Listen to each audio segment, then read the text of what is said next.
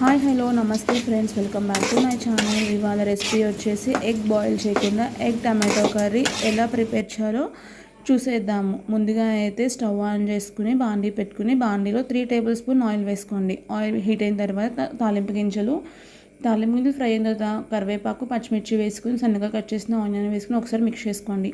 ఆ తర్వాత రోట్లో అయితే 1/2 ఇంచ్ అల్లం, 1/2 టేబుల్ స్పూన్ జీలకర్ర, ఒక 5 వెల్లుల్లి రెమ్మలు వేసుకుని దంచుకుని ఆ మసాలాని ఆనియన్లో వేసుకొని ఒకసారి ఫ్రై చేసుకోండి. ఆ తర్వాత అల్లం వెల్లుల్లి పేస్ట్ పచ్చివాసన పోయిన తర్వాత సన్నగా కట్ చేసిన టమాటో ముక్కలు వేసుకుని ఒకసారి కలుపుకొని సిమ్లో పెట్టి మూత పెట్టి మగ్గించుకోండి. కొంచెం మగ్గిన తర్వాత 1/2 టేబుల్ స్పూన్ పసుపు, టేస్ట్ తగ్గట్టు ఉప్పు, అలాగే ఒక్కసారి మిక్స్ చేసుకోవాలి.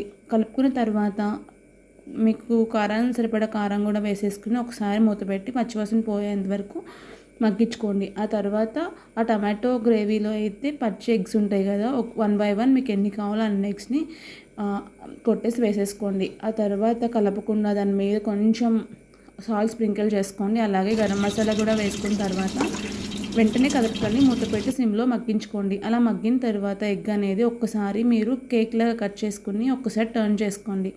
మొత్తాన్ని అలా ఫ్లిప్ చేసుకున్న తర్వాత ఆయిల్లో మొత్తాన్ని ఫ్రై చేసుకొని కలిపారంటే మొత్తం నీచు వాసనలాగా ఉంటుంది. ఫ్రై అయిన తర్వాత ఇలా ఫ్రై చేసుకుంటే ఎంతో ఈజీ అండ్ టేస్టీగా చేసుకునే ఎగ్ టమాటో కర్రీ అనేది రెడీ అయిపోయింది. మీరు కూడా ట్రై చేసి ఎలా వచ్చిందో కామెంట్ చేయండి. అలాగే సబ్స్క్రైబ్ చేసుకోండి. Thank you for watching. Bye.